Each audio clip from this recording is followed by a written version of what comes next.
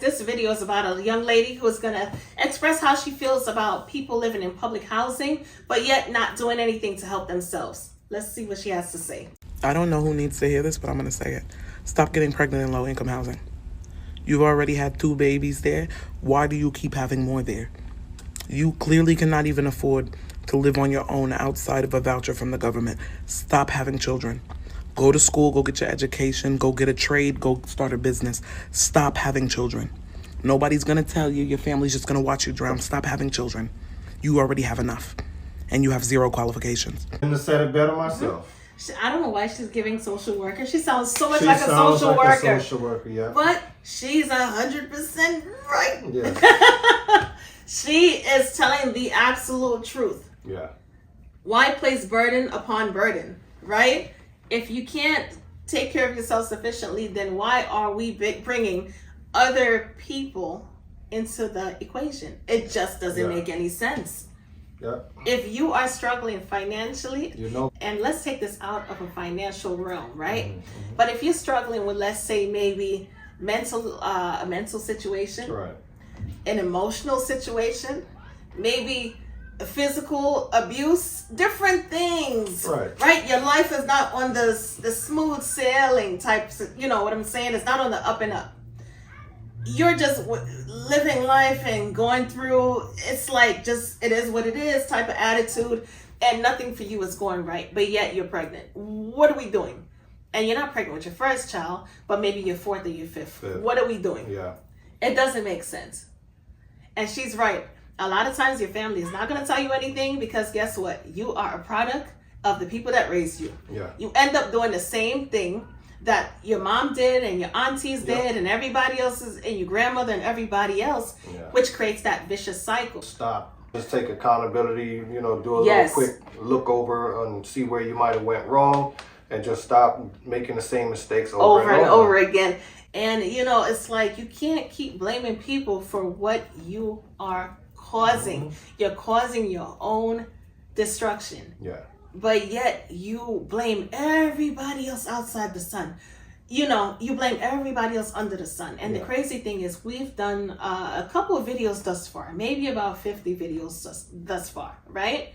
Because this channel is still fairly new. Yes. And it's like, it's always the same thing, the same pattern. Yeah. And it's starting to become like, to the point where you say to yourself, are they dumb? Yeah. Like, what are they missing? Are they missing screws? Like, what's going on up top? Why are we not thinking?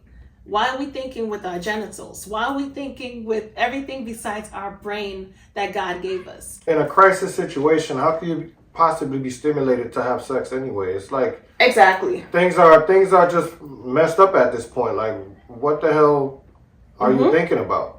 Not only getting a better education, but going to school for something that makes sense. Yeah. Whether it be trade school or even if it's college, it doesn't matter. Something that can create finding a way to bring that income up, so you're no longer at the totem pole below poverty, low income. You're no longer in that low income bracket.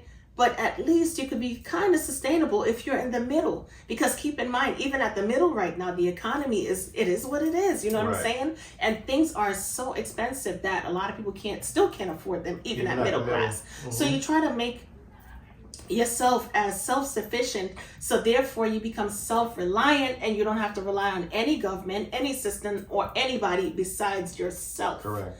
That's the best way, and that's the key in order to get it done. Right. Yes, a lot of times it does take time, because nothing happens overnight. But guess what? If you're on this earth for another 5 years, 10 years, whatever, God willing, you could get it done within that time frame. Mm-hmm. The only thing that I would say, just like this young lady said, don't create more burden. Right. Because the more burden you create, it's the heavier that load. Yeah, the more baggage. And it's the harder it's going to be. Correct. And when you're going through the system, if you got to continuously keep moving from apartment to apartment until they find you a stable home, that's a lot of stuff to be moving around. A lot of you probably decide to get those kids because you realize that the more kids you have, the more money you're going to get. Sometimes it could be that way. Sometimes it could not be that way. Or you might decide to say, okay, if I have more kids and I have they're probably going to give me a voucher to get a house. Yes. Or something with, ample enough space to house everyone. I grew up in New York, and that was the thing back in the day. Yeah, that was definitely I used to hear young girls, right? Definitely that thing. Like, you're young. We talking about 17, 16, 17, 18, and they get a little boyfriend, right? And they think that's the prince in shining armor in history. Prince in shining armor of their life, okay? And I say this is what you get for reading those Cinderella books. You know what I'm saying? Mm-hmm. They're fictional books for a reason. It's a reason why they call it fiction. You know what I'm saying? It's not real. And if you want it to be real, it's certain steps and measures in which you have to take, right? In order to make that dream a reality. Correct. But a lot of times they would get stuck in their little first boyfriend, their little experimental boyfriend. He don't know if he going to come in. You don't know if you going to come in. Well, they fall head over heels with each other. And next thing you know, she's like, oh, I want to have his baby. And I'm listening like, what? What? What the hell am I hearing? Right? And at this point, we're in high school. Yeah. My mom was strict, so we wasn't going out to hang out with nobody, not even at 16 or 17. Yeah. That wasn't happening. A lot of this is what I heard in school. Okay? And just, passing through and stuff like that, you hear certain things, you hear conversations, and they're simply saying that they want to get knocked up. And not only do they want to get knocked up, but they want to get on the welfare system. Yeah. Because the mom is on the welfare system, so to them, that's like, oh, I hit it big if I could get pregnant and get on the welfare system. Yeah. And then turn around and then they would mention about housing. Oh, I'm going to get Section 8. Yeah. Me and my baby daddy, we going to live together and I guess live happily ever after. That's where the Cinderella story comes in, right? Starts out that way, but it don't end that way. And I'm like, what the hell are we doing? Everybody is still young. What are we doing? 2 seconds later, the guy, he ends up talking to somebody else because he's still young. Like I said, don't know if he's going or coming.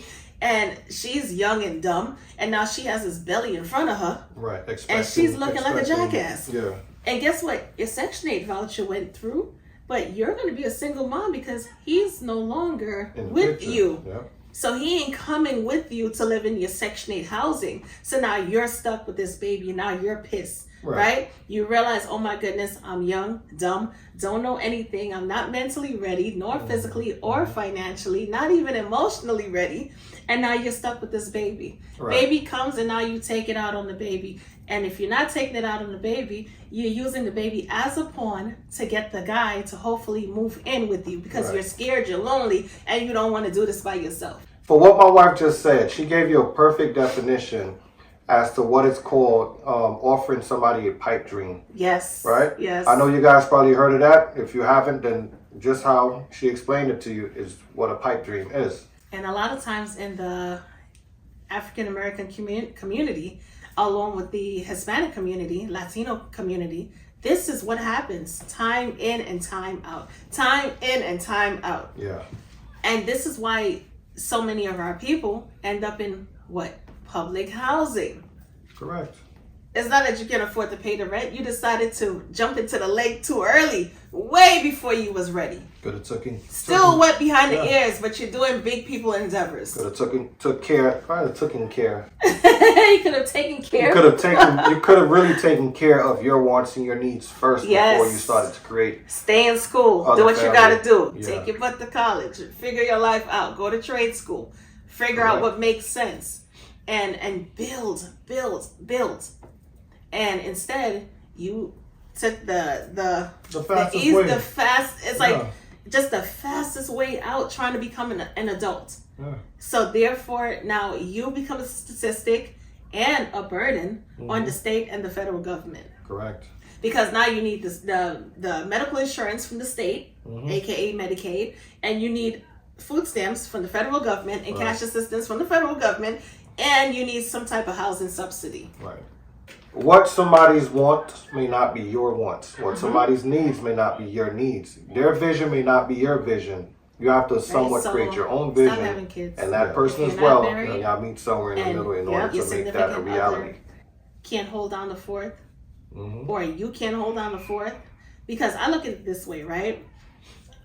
God forbid if something happens to the other person temporarily, whatever, or God forbid, right? How will you stay afloat? Each individual person should be financially stable and able to take care and hold on the fort by him or herself. And if you put it together as a collaborative team, it's even better. if you can't do what you got to do, and I'm not talking about, oh, I'm an independent woman, I'm an independent bitch. No, we're not talking about those type of people. Right. Okay? Those type of people need to take several seats and become realistic. Yes. Okay? We're talking about people who want to make sense out of life. Or if you're by yourself, if something, in the essence that something may take place, you're still able to make it work by yourself. Correct. And vice versa. Correct. So that way, once again, you don't become a burden on anybody. You don't have to rely on any type of system or federally funded money or assistance programs or none of that stuff. Right. And you're not stuck believing in somebody who you thought was going to be there for you for the long run. Because let's call it what it is. At that age, what you think you want is definitely not what you want. It's not. You think you do, but you don't. And that's why when we move so fast and we have no type of religious discipline and we just get caught up and we get entangled, then it's like, what you thought you wanted, you just don't want. And it's okay because you're young. Right. You're young. So it's like, give yourself time to make the appropriate decision. Correct. And take the necessary steps. Do it in order. And I can guarantee you, 9 out of 10, because nothing is perfect, but 9 out of 10, everything is going to work out smoother than you taking that other route and doing it that way that everybody else is. All you got to do is pay attention to what other people do. Correct. See how that panned out for them. And if it didn't pan out good, don't take that route. Take that route. Take another route. Yeah. And I can guarantee you that's going to be the route that's going to make you the most happiest. I totally agree. All right. So until the next time, guys, you already know, do not sell yourself short. Sell yourself short. Catch you later, y'all.